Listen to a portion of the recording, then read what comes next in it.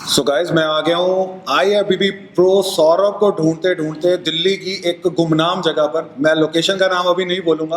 गुमनाम जगह की तरह मैंने हमारे गुमनाम IFBB प्रो को भी ढूंढ लिया है। जाने माने जेम है और जाने माने IFBB प्रो हैं, बट मुझे नहीं पता कि ये कहाँ पर थे। सो आज आप सब लोगों के सामने मैं स्ट्रेट करूंगा क्वेश्चन सारे और उसके आंसर करेंगे हमारे IFBB प्रो सौरभ। सो सौरभ, वेलकम है आपका। थैंक यू सो मच भाजी। सबसे पहला क्वेश्चन यही है कि आप थे कहाँ? बहुत डिफिकल्ट है ये इसको आंसर देना, सीरियसली बताऊंगा आपको। क्योंकि चक्कर क्या है कि मैं 2012-13 से मैंने खेलना स्टार्ट करा। सो तब से खेलते खेलते खेलते लाइक मैं ऑन सीजन ही रहा हूँ हमेशा थ्रू आउट द, मतलब टिल 2018 तक। अच्छा। 2019 तक मैं बिल्कुल ऑन सीजन रहा हूँ। Okay. Like always maintain 10% below body fat throughout the like 6 to 7 years। जी। बट उसके बाद कुछ मेडिकल इश्यूज हो गए थे मुझे। अच्छा। लाइक 2019 में मैंने लास्ट शो खेला था, डेब्यू किया था अपना प्रो शो का। जी। 2019 में मुझे प्रो कार्ड मिला और 2019 में मैंने डेब्यू किया था प्रो लीग का, लाइक इन वियतनाम। मैं वियतनाम खेलने गया था। ओके। वहाँ खेलकर बहुत सारी चीज़ समझ में आई कि game is different. If you want to compete in pro तो size, you need good size, आपको कंडीशनिंग बहुत अच्छी चाहिए, आपको साइज अच्छा चाहिए। मतलब हर तरफ से आई वॉज लैकिंग। मतलब जो गलत बात नहीं है, एज बीइंग एथलीट आपको समझ में आना चाहिए कि आपका वीकनेसेस कहाँ है। मतलब ये आपने खुद से सेल्फ रियलाइज कर लिया था? डेफिनेटली स्टेज पर जा करके। मैं आपको बताता हूँ एक बड़ा सही इंसिडेंट हुआ मेरे साथ। मेरी क्योंकि एक्चुअली क्या, लीग में जो प्रो लीग्स होती हैं उसमें एक दिन पहले उसमें नाम आता है एथलीट्स का। मतलब 4 दिन पहले नहीं आता जी। अगर कल शो है तो उससे एक दिन पहले आएगा रात को जी। नेक्स्ट से मेरी फ्लाइट थी तो रात को मैं और मेरी वाइफ बैठे हुए एंड देन मैंने देखा कौन कौन से प्लेयर। आई वॉज सो, मतलब मैं बहुत ज़्यादा मतलब उसमें था कि मुझे पता चले भाई कौन कौन खेल रहा है, कौन कौन से एथलीट्स आ रहे हैं। ठीक है। मात्र 15 एथलीट से हमारे प्रो में। अच्छा। एंड सारे के सारे बाहर के थे। मैं इंडियन था एक। You were the only one? I am only one Indian like over there. मैं एक इंडिया को रिप्रेजेंट कर रहा था उस टाइम पर। अच्छा। मैंने जब सबकी प्रोफाइल देखी खोल के लाइक मैंने मेरी वाइफ को बोला भाई देख मैं तो जा तो रहा हूँ बट जाना मेरा वेस्ट है। अच्छा। तो मेरी वाइफ ने बोला वेस्ट क्यों है, सीखो, आओ खेल के आओ, देखो कहाँ कमी है, पूरा करो। राइट। तो मेरा माइंडसेट हमेशा यही रहा है कि अपना बेस्ट देना है और अगर बेस्ट देने के बाद भी आप कुछ सीख के आ रहे हो या आपके फेलियर भी है जी, तो आप उसको एक सेटबैक की तरह नहीं, उसको एक सीख की तरह लो कि आपको पता है कि कहाँ आप लैग कर रहे हो। तो उस टाइम के बाद मैंने सोच लिया कि I need good off season. एक अच्छा ऑफ सीजन चाहिए मुझे, अराउंड 2 साल कम से कम। देन मैंने वेट करा बट अनफॉर्चुनेटली 2019 में ही 2020 स्टार्ट ही हुआ था तो मुझे कुछ इंजरी हो गई थी। उसमें मुझे कंप्लीटली एक्सेस करने के लिए मना कर दिया था। अच्छा। एंड मैंने वो अपनी रील में भी शेयर कर रखा है एक। ठीक है। तो वो एक छोटा सा वीडियो बनाकर उसमें डॉक्टर्स की प्रिस्क्रिप्शन थी पूरी कि no exercise for at least 6 months। And to be honest पाजी, मतलब ये शायद किसी को नहीं पता, आपको पहली बार मैं बता रहा हूँ और इस मतलब इस वीडियो के अंदर सबकी पहली बार पता चलेगा, सब पब्लिकली सबको पता लगेगा। डेफिनेटली। अच्छा। मेरे वो सिम्टम्स है, it was almost like cancer. Oh, मतलब वो सारे सिम्टम्स कैंसर की तरफ थे। अच्छा। एंड मुझे अभी तक पता है कि मेरे जो फादर इन लॉ हैं उनके कोई फ्रेंड थे बचपन के, वो एम्स में डॉक्टर हैं कोई अच्छे पोस्ट में। ठीक है। हम रात के 1 बजे गए उनके घर। 2 बजे चेकअप करवाने के लिए रात के 1 बजे। सोचो अच्छा। मैं कितना परेशान हुआ कि मैं रात के 1 बजे जा रहा हूँ। अब मेरे वर्ड्स ये थे डॉक्टर को कि अगर मुझे कैंसर है तो मुझे बता दो, मैं लड़ने के लिए तैयार हूँ बट मुझे गेम नहीं छोड़नी है। वाह, ओके। मुझे गेम नहीं छोड़नी है, मुझे कैंसर है तो बताओ, इसका इलाज कल से स्टार्ट करते हैं, परसों से, जब भी आप बोलो। तो वो मेरे पर देख के हंसे, बोलता ये बड़ा पागल इंसान है अपने आप के बोल रहा है कि भाई कैंसर है और खुद से बोल रहा है कि मैं ठीक है। तो उन्होंने मुझे ठीक करा, मेरा ट्रीटमेंट चला 6 महीने। अच्छा। 5 महीने। अच्छा। एंड देन मैंने अपनी ट्रेनिंग करना स्टार्ट करी। ओके। तो मेरे कुछ ग्लिम्स है उसमें, आपको डेफिनेटली शेयर करूंगा। जरूर, कुछ फोटोज है जरूर। देन उसके बाद क्या हुआ कि लॉकडाउन भी लगा, फिर मैं फाइनेंशियली भी थोड़ा डाउन गया क्योंकि जिम बंद थे, क्योंकि जिम सबसे ज्यादा आपको पता ही है बिल्कुल आखिरी में खुले थे जी। तो बड़ा फाइटिंग रहा। लाइक आपको उस टाइम ऐसा हो गया था कि मैं जस्ट रिसेंटली गेम से हटा ये सोच के कि मैं 2 साल ऑफ सीजन करूंगा, बट उसी वक्त मेरा जिम भी ओपन हुआ। जब जिम ओपन हुआ उससे ठीक 4 महीने बाद लॉकडाउन लग गया। अच्छा। So I was all around packed up in terms of everything. Like मैं medically not fit, मैं financially not fit, and there is no income to grow yourself. Right right right right. And I was like totally into like you know कि बहुत मुश्किल में कि भाई कैसे करें। क्या बात है। सो गाइज, आप में से जितने भी लोग सौरभ को ढूंढ रहे थे और इस चीज़ का अंदाज़ा नहीं लगा पा रहे थे कि एग्जैक्टली सौरभ कहाँ है, क्या कर रहे हैं, किस हाल में है, सो आज सौरभ ने खुद से आपको सारी चीज़ें बता दी हैं। आपके पास में है आंसर इस बात का, और बढ़ाते हैं हमारी बात को आगे। आपने एक बहुत इंपॉर्टेंट एक बात बोली सेल्फ रियलाइजेशन के बारे में। हाँ जी। कि आप इंटरनेशनल स्टेज के ऊपर गए खेलने के लिए, कहाँ, वियतनाम गए आप खेलने के लिए। हाँ जी। और बीइंग अ इंडियन एथलीट होते हुए आपको पहले से ही इस चीज़ का थोड़ा सा लगा कि आई डोंट नो मैं कहाँ उस लाइनअप में स्टैंड करूँगा। सो आज भी, मतलब अगर हम आज के सिनेरियो को देखते हैं, हमारे इंडियन एथलीट्स जो हैं, मैं ये नहीं कहूँगा कि वो किसी भी तरह से कम पढ़ते हैं किसी भी चीज़ के, वो 21 ही पढ़ते होंगे, स्टिल जब वो इंटरनेशनली कहीं पर खेलने के लिए जाते हैं, क्या चीज़ लैक कर जाते हैं? क्योंकि आप इंटरनेशनली पार्टिसिपेट करके आए हैं और बीइंग अ प्रो होते हुए भी आज आप काफ़ी चीज़ें स्टडी भी कर रहे होंगे। सो आपका क्या नज़रिया है उस चीज़ के बारे में? भाजी देखो, इसमें क्या है कि बहुत सारे फैक्टर्स हैं, बट जो मेजर फैक्टर्स हैं मैं आपको ऑनेस्टली बताऊं, जो मेरी ऑब्जर्वेशन है जी, वो 3 से 4 मेजर फैक्टर्स हैं। ओके। पहला एक एनवायरनमेंट इन टर्म्स ऑफ कि यहाँ पर इंडिया के अंदर या तो एक्सट्रीम विंटर्स हैं या तो एक्सट्रीम समर्स हैं। एक समान आपको एटमॉस्फेयर नहीं मिलता। लाइक आपको अपने आप को मेंटेन करना पड़ता है एज पर द, आपकी डाइट भी बहुत हैम्पर करती है जैसी एटमॉस्फेयर में चेंज आता जी। है, वेदर में चेंज आता है जी। basically। बाहर अगर आप देखोगे तो उसमें क्या है कि आप गोरे जितने भी या कम्पीट करते हैं बाहर, उनका जो थ्रू आउट द ईयर है एक समान आपका वेदर रहता है जिसमें आपकी एपेटाइट भी मेंटेन रहती है। अच्छा। पहली बात। दूसरा, एक कोचिंग स्टाइल। अब कोचिंग स्टाइल के अंदर बहुत सारी चीज़ें आ जाती हैं कि आपका डाइट पैटर्न क्या रहेगा, आपका सप्लीमेंटेशन क्या रहेगा, आपके स्टेरॉइड साइकिल किस तरह रहेंगे। तो ये भी एक रेसिपी है अपने में। मतलब इस रेसिपी पे बहुत लोग अच्छा क्रिएट कर पाते हैं, कुछ नहीं कर पाते। सो यू मतलब मैं to be honest like I want to name out, but thing is India में क्या है, कुछ कोचेस ऐसे हैं जो बोलते हैं तू 3 महीने में तैयार, तू 4 महीने में तैयार, तू 6 महीने में तैयार।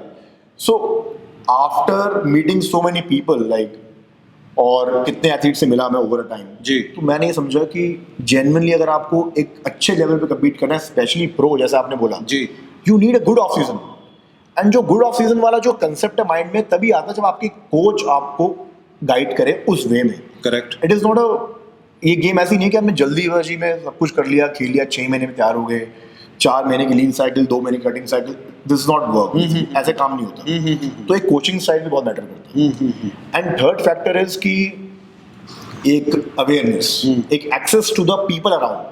बहुत सारे एथलीट्स हैं इंडिया के अंदर जो बहुत अच्छे हैं जी, बट उनको कोच के एक्सेस नहीं मिल पाता because of financial crunch. Okay, exactly. Okay, क्योंकि ये गेम, मैंने ये पॉइंट बाद में तो रखा है फाइनेंशियल का जी, लेकिन हमारी गेम का सबसे पहला पॉइंट आता ही है फाइनेंसेस है, राइट। क्योंकि अगर एक अच्छा एथलीट है, एक अच्छा एथलीट बहुत उसकी जेनेटिकली बहुत स्ट्रांग है जी, उसका क्या होगा जब तक उसको कोचिंग नहीं मिलेगी, वो वेस्टेज है। Very true, very true. तो एक फाइनेंशियल एक सपोर्ट भी अगर मिले इंडिया के अंदर बॉडी बिल्डिंग को, तो मैं आपको बोल रहा हूँ कि हर एक स्टेट में, हर एक कोने में आपको कोई ना कोई एक ऐसा बंदा मिलेगा जो मैं बोल रहा हूँ कि wow, I mean that will be ultimate. ये आपने एक बहुत अच्छी बात बताई, बहुत अच्छा एक फैक्टर रखा कि हाँ, फाइनेंसेस को अगर ध्यान रख करके कोई एथलीट आगे बढ़े तो शायद वो ज़्यादा जल्दी ग्रो भी कर पाएगा और अपने रिजल्ट तक भी पहुंच जाएगा। डेफिनेटली। मेरा स्ट्रेस देने का जो पॉइंट था वो इस बात के ऊपर था कि चलिए लेट्स से मैं एग्जांपल के तौर पे आपको कहता हूँ कि दुबई प्रो शो, हम इसकी बात करते हैं। ओके। दुबई प्रो शो होने जा रहा है, अब दोबारा से होने जा रहा है। दुबई जैसी जगह पर यूएस से भी एथलीट्स खेलने के लिए आ रहे हैं, किसी और कंट्री से भी आ रहे हैं, इंडिया से भी जाएंगे। एक इंडियन एथलीट जो है, जो ऑलरेडी प्रो कार्ड विन कर चुका है और इस चीज़ की इच्छा रखता है कि हाँ मैं इंटरनेशनल प्लेटफॉर्म पे, और इंडिया के नज़दीक दुबई प्रो शो ही अभी हो रहा है, वेरी मतलब इजी टू अप्रोच। जी जी जी। स्टिल जो और कंट्रीज से लोग आ रहे हैं जो अकोमोडेटेड नहीं है दुबई के एनवायरनमेंट में, वहाँ के वर्किंग स्टाइल में, वर्कआउट करने के तरीके में या व्हाट्सोएवर, वो लोग फिर भी जीत जाते हैं वहाँ आकर के, और इंडियन एथलीट्स जो होते हैं वो पीछे रह जाते हैं। इसका क्या स्ट्रॉन्ग रीज़न लगता है आपको? क्या इसमें कुछ, मैं अगर बोलना चाहूँ टू बी वेरी फ्रैंक, क्या इसमें कुछ ऐसा होता है कि यहाँ से उनको बोला जाता है कि हमारे इंडियन एथलीट्स को मत जीतने दो और इंटरनेशनल को जिता दो? नहीं ऐसा तो नहीं, ये मैं अंदर की बात आपसे पूछना चाहूंगा, नहीं, ऐसी नहीं। ऐसी कभी फीलिंग आई है? नहीं ऐसा नहीं है। मैं आपको सच बताऊं तो जैसे काफ़ी लोग बोलते थे कि भाई शेरू क्लासिक में ऐसा होता है वैसा होता है। Right. मैं आपको अपना एक्सपीरियंस बता रहा हूँ शेरू क्लासिक में। ठीक है। 2017 था, मैंने फर्स्ट टाइम शेरू क्लासिक किया था लुधियाना में आया था शेरू क्लासिक, फर्स्ट टाइम लगा था। तो I was totally new to this platform. मैं टोटली लाइक शेरू क्लासिक मेरे लिए बिल्कुल नया था। मैं वहाँ गया, मैंने वहाँ खेला, कम से कम उस टाइम पर 600 से 700 एथलीट्स थे। सुपर। और सारे बाहर से थे, कुछ ईरानी थे, ईरानी ज़्यादा थे, ईरानी ज्यादा थे, आपको पता ही वो ईरानी आज भी ज्यादा खेलते हैं। आज भी ज़्यादा खेलते हैं। राइट। तो उस टाइम पर मैंने 600-700 एथलीट्स खेले थे, जिसमें से टोटल 250 से या 300-400 मैन फिजिक के एथलीट होंगे। उस समय मनोज पाटिल भी थे। अच्छा। उस वाले शो में। ओके। उस वाले शो में मैंने मैन फिजिक के अंदर गोल्ड मारा था। वाह। And it was like all of sudden movement for me, like भाई मेरा गोल्ड लग गया। I was taking very easy, like पता नहीं लगेगा इतने सारे एथलीट हैं। ठीक है। तो मैं आपको नेक्स्ट बता रहा हूँ कि ऐसा नहीं है कि वहाँ पर ऐसा होता है कि भाई गोरों को जिताना है, गोरों को जिताना है, ऐसा कुछ नहीं है। ये बात अब ज्यादा प्रोमिनेंटली बोली जाती है। हाँ, नहीं ऐसा नहीं है। देखो जो जिसके साथ पर्सनली कुछ हुआ हो तो वो अलग से बात बोले, that's a different thing. But मेरा भी एक एक्सपीरियंस मैं आपको अपना शेयर कर रहा हूँ। जी। शेरू क्लासिक जैसे प्लेटफॉर्म मैंने जीता है, और मैंने रैंडम जीता, मुझे कोई जानता नहीं था कि मैं कौन हूँ, कहाँ से आया हूँ। ठीक है। And I just one my gold अपनी कैटेगरी में। उसके बाद मैंने प्रो कार्ड की फाइट की थी, बट उसमें ईरानी ले गया था। ओके। ऑल ओवर कैटेगरी में। ओके। जैसे पता ही है आपको, through out the weight height की वेरिएशन के अकॉर्डिंग सब जीतते हैं। जी। तो मैं अपनी हाइट में मैंने गोल्ड मारा। पंकज गजवानी ने भी गोल्ड मारा था। Pankaj Gajwani is like good friend to me, very close to me. So उसने भी गोल्ड मारा था। Me and Pankaj Gajwani is only 2 people in the India, like हमने जो सिक्योर किया था गोल्ड। ठीक है। लुधियाना वाले शो में। ठीक है। शेरू क्लासिक। ओके। और हमारे साथ ईरानी था। तो लास्ट में जो फाइट चल रही थी, मेरे और ईरानी की भी चल रही थी। तो ईरानी ने प्रो कार्ड, मतलब वो प्रो कार्ड ले गया था बेसिकली। ओके। सो मेरा एक्सपीरियंस ये ऐसा नहीं है कि फेडरेशन में कोई गलती है या कहीं बाहर जाकर पार्शलिटी, तो ऐसा कुछ नहीं है। आई थिंक सबसे बड़ी बात क्या है कि आपको खुद ही पता होना चाहिए कि आपके अंदर कमियां क्या हैं। मैं अगर वियतनाम खेलने के बाद मैंने ब्रेक मारा, तो ये मेरी समझ है कि मुझे क्यों ब्रेक मारा है। जैसा मैंने आपको बताया जी। कि need good size with good conditioning, more balance symmetry, so many things matter. जी। तो ऐसा नहीं है कि फेडरेशन आपकी वन साइड और या पार्शलिटी करती है, ऐसा कुछ भी नहीं है। ओके। सो गाइस, कहने का मतलब ये हुआ कि सेल्फ रियलाइजेशन होना बहुत ज़रूरी है, और एक अच्छे एथलीट को अच्छी समझ भी साथ में रखनी चाहिए। उसको पता होना चाहिए कि सही और गलत में क्या फ़र्क होता है और किस डायरेक्शन पर हमें जाना है। अगर वो एक अच्छा एथलीट बनना चाहता है और अच्छे स्टेज के ऊपर भी जाना चाहता है। ओके। सो सौरभ, अब बात करते हैं आपके, ये तो आज तक की चलो बातें हो गई सारी। हाँ जी। अब बात करते हैं थोड़ा सा आपके कैरियर फ्यूचर के बारे में। आप एक कॉम्पिटिटिव एथलीट हैं, एक प्रो एथलीट है, और अब दोबारा से प्रो शोज जो हैं वो आने लग पड़े हैं, मतलब हाँ जी। टाइम कम ही है। सो क्या हम इस बार एक्सपेक्ट कर सकते हैं कि आप वहाँ पर नजर आएं? डेफिनेटली। मतलब चाहे दिल्ली या मुंबई वाले शो में से किसी शो के अंदर हाँ, मैं आऊँगा, इस बार आऊँगा। आप पार्टिसिपेट करेंगे? आफ्टर 4 years मैं आऊँगा। क्या बात है। सो गाइस, आज हमारे इस इंटरव्यू में बहुत सारी ब्रेकिंग न्यूज़ हो रही है। एक तो सौरभ ने आज ये बताया कि वो एग्जैक्टली कहाँ थे, और ये भी उन्होंने अनाउंस कर दिया कि इंडिया के अंदर ही वो पार्टिसिपेट भी करेंगे, भारत प्रो शो के अंदर। डेफिनेटली। सो लगे हाथों गाइस, मैं आप लोगों को एक बात और बता देता हूँ कि इस बार के भारत प्रो शो के अंदर आप लोगों के लिए ऑफर किया जा रहा है 50 लाख रुपीस का कैश रिवॉर्ड। ये फिटलाइन ऑफर कर रहा है आप सब लोगों के लिए भारत प्रो शो में, और अगर आप इस शो में करते हैं पार्टिसिपेट, तो आपके पास में होता है बहुत बड़ा चांस, बहुत बड़ी कैश रिवॉर्ड को जीतने का, जो शायद पहले नहीं था, इस बार ज़रूर है। सौरभ, थोड़ा सा बताइए, अब आपने चलो ये न्यूज़ तो क्रैक कर दी कि आप शायद इस बार ज़रूर आएंगे, क्या स्ट्रैटेजी रहेगी और किनको आप टारगेट करने वाले हैं? आई मीन आपकी लाइनअप के अंदर इंडिया से, और आपके कोच कौन है, थोड़ा सा ये भी बताइए। मेरे जो कोच है वो नील हिल योडा है जी। ही इज फ्रॉम कैलिफोर्निया जी। यूएस से, and he is a very known coach, सब जानते ही हैं, सब जानते हैं इस इंडस्ट्री में। एंड रही बात टारगेट की, वो बहुत डिफिकल्ट है, क्योंकि मैं आपको बताता हूँ क्या है कि over a time I realise कि जैसे मैंने अपने मेरे लाइक करियर के बीच में ब्रेक आया जी, तो ओवर टाइम जो मेरे जूनियर थे वो मेरे से ज़्यादा अच्छा कर रहे हैं या जो हमें डिनाई नहीं करना चाहिए। जी। अगर आपने जूनियर आपसे अच्छा करें विच इज गुड, हाँ। बट कहने का मतलब होता है ना कि एक ओल्ड स्कूल ही होता है, लाइक यू नो आपने कोई चीज़ें जो पहले बहुत सीखी हैं और आपने करी हैं, जी। वो एकदम से सीख होती नहीं है। जी।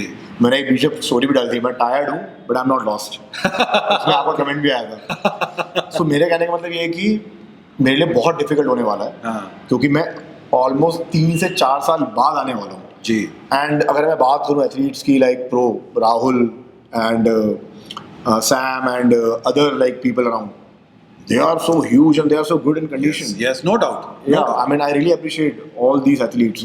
But at the same time हिम्मत तो मेरे अंदर भी है और मैं रखता हूँ, और मैं डेफिनेटली खेलूंगा, और मैं अच्छे मन से खेलूंगा, क्या बात और है। पूरी जान से खेलूंगा जो हमेशा खेलता आया हूँ। नो डाउट और दूसरी बात क्या है, इस बार स्ट्रैटेजी मेरी पाजी ये रहेगी कि गेम के अंदर एक balance symmetry with good size and good composition of your muscles and with good posing routine. Okay. तो ये मेरे मेजर हथियार रहेंगे इस बार, अच्छा जो मैं बोलूंगा एज अ वेपन, अगर Okay. मैं यूज करना है मुझे स्टेज पे, तो मैं इन चीज़ों का ध्यान रखूंगा। क्या बात है। सो गाइज इन सारी चीज़ों के साथ में 100% बाकी एथलीट्स जो हैं वो भी उतरने वाले हैं और वो हार्ड चैलेंज देने वाले हैं सौरभ को। लेकिन सौरभ आप एक बात बताएं, ऐसा तो नहीं होगा, चलिए आपको मैं देख रहा हूँ आप बहुत जज्बे के साथ में अभी बात कर रहे हैं कि मैं ये सारी चीज़ें लेकर के आऊँगा, बट एंड मैं विश भी करता हूँ, हाँ आई जी, विश हाँ जी। कि सौरभ जरूर जीते वहां पर। लेट्स से अनफॉर्चुनेटली किसी भी वजह से पॉइंट्स कम रहने की वजह से अगर आप पीछे रह जाते हैं, आप या आपके फैंस वापस जजिंग पैनल को, फेडरेशन को ट्रोल गलत तो नहीं कहना शुरू कर देंगे? नहीं नहीं नहीं ये क्वेश्चन अब पूछना बहुत जरूरी हो चुका है हर एक से। नहीं नहीं नहीं, ऐसा नहीं है, बिल्कुल भी नहीं है। मेरे साथ जब भी जजिंग करी है और मेरे साथ हुई है, तो देखो मैं अदर एथलीट्स का नहीं बोलता जी मेरा एक नेचर है, मेरा स्वभाव है, और जो लोग मुझे जानते हैं जी। पर्सनली उनको पता है कि सौरभ की एक पर्सनालिटी, काम पर्सनालिटी का बंदा हूँ मैं। राइट मैं चीज़ों का एक वो पहाड़ क्रिएट नहीं करता। सो आई फोकस नहीं कि मुझे कैसे करना है, मेरी वीकनेस में मैं ज़्यादा काम करना पसंद करता हूँ। ओके जो आप कह रहे हैं कि ट्रॉल एंड ऑल, देखिए होता क्या है, आप पब्लिक का मुंह बंद करा सकते हैं। आई मीन पब्लिक हम ही है, बट स्टिल हम पब्लिक का मुंह बंद करा सकते हैं। नहीं करा सकते। क्यों? क्योंकि उनका एक नजरिया अपने तरीके से सोचने का है। बट अगर मैं जज, एज अ जज आप सोचो कोई बैठा हुआ है, तो उसके ऊपर बहुत रिस्पॉन्सिबिलिटी होती है। ट्रू। आपको हर कोई जैसा दिख रहा होता है कि भाई ये भी तगड़ा है, वो भी तगड़ा है, और खासकर पब्लिक को तो अंदाजा ही नहीं होता कि किस बेसिस पर मैन फिजिक को जज किया जाए। तो वो तो ये सोचते हैं कि अरे ये तो बहुत रिप्ड है, अरे ये तो बहुत ही बड़ा है, अरे ये तो, because as a man physique athlete जी बहुत मुश्किल है ये कैटेगरी जज करना, क्योंकि हर कोई आपको बहुत अच्छा लगता है। बिल्कुल ठीक है। कुछ पर्टिकुलर पॉइंट्स हैं, your shoulder to waist ratio, your conditioning, your mass, your presentation, majorly your presentation. ठीक है। कभी कभी ऐसे एथलीट्स भी हैं जो बहुत अच्छा मसल लेके आ रहे हैं जी पर शोकेस नहीं कर पाते, सो वो अलग करते हैं पोजिंग रूटीन में। लेकिन वहां पर ट्रॉल ये होता है कि जजेस ने गलत आदमी को हटा दिया, बट Yeah. ये कोई बात नहीं करेगा कि एथलीट के अंदर क्या कमी थी। क्या कमी थी? अब मैं वियतनाम जाके बोलूं मुझे हरा दिया विच इज रॉन्ग। यहाँ से इंडिया से ईमेल चली गई थी। हाँ ऐसा नहीं, ये गलत हो जाता है, हरा दिया and all, this is wrong. So guys बहुत अच्छा आज का हमारा ये सेशन रहा है। आपको ये पूरा कंप्लीट इंटरव्यू कैसा लगा है आप नीचे दिए गए कमेंट सेक्शन बॉक्स में ज़रूर बताएं। और अगर हैं आपके पास में कोई कंसर्न्स, क्वेश्चंस या ऐसे भी लोग जो लेना चाहते हैं कोचिंग IFBB प्रो सौरभ से, सो मैं इनका कॉन्टैक्ट और डिटेल्स, आज हम जिस जिम में हैं इसकी भी लोकेशन, ये सारी चीज़ें डालने वाला हूँ। सो आप लोग डायरेक्टली अप्रोच कर सकते हैं सौरभ को, और जितने भी आपके कमेंट्स आएंगे आई एम प्रीटी श्योर कि सौरभ उनका ग्लैडली आंसर जरूर करेगा। डेफिनेटली आई विल भाजी। एक रिक्वेस्ट है आपसे जी। आपके चैनल के थ्रू, मैं चाहता हूँ कि हमेशा एक सोच आई है कि बॉडी बिल्डिंग जो स्पोर्ट्स है वो लैक काम करता है स्पॉन्सरशिप से, जी फाइनेंशियल वे में, बिल्कुल करता है, और एक अवेयरनेस वे में। जी। अब जैसे कि कुछ पॉइंट्स आपने मुझे अभी बताए हैं, जो मैं खुद प्रो हूँ, लेकिन वो पॉइंट्स कुछ आपने मुझे ज़्यादा अच्छे बताए। तो कहने का मतलब है कि एक अवेयरनेस, एक मेजरली फाइनेंशियल एंड एक स्पॉन्सरशिप, इन तीनों कैटेगरी में अगर आप थोड़ा लोग और ज़्यादा ब्रांड्स के साथ आपका उठना बैठना अच्छा है, नो जी, डाउट। जी। तो आप थोड़ा ब्रांड्स को या जो स्पॉन्सर्स हैं जो उनको अगर आप थोड़ा सा इन्वॉल्व करें अपने चैनल के माध्यम से, तो काफ़ी एथलीट्स को हेल्प मिलेगी। Surely. This is my request ये to you. मैं ऑन रिकॉर्ड आपके सामने प्रॉमिस करके जा रहा हूँ कि मेरी तरफ से इस साल कोशिश रहेगी ज़्यादा से ज़्यादा एथलीट्स को स्पॉन्सरशिप दिलवाने की। Great. मैं 100% ब्रिज करूंगा between brands and athletes. Thank you so much. ये ऑन रिकॉर्ड रहेगा। Great great. सो गाइज आपको ये आज का सेशन कैसा लगा आप जरूर बताएं और कमेंट्स करना ना भूलें बिल्कुल भी। थैंक यू सौरभ आपका Thank you so much. इतना सारा टाइम मुझे और मेरी ऑडियंस को देने के लिए। Thank you so much, love you. Same.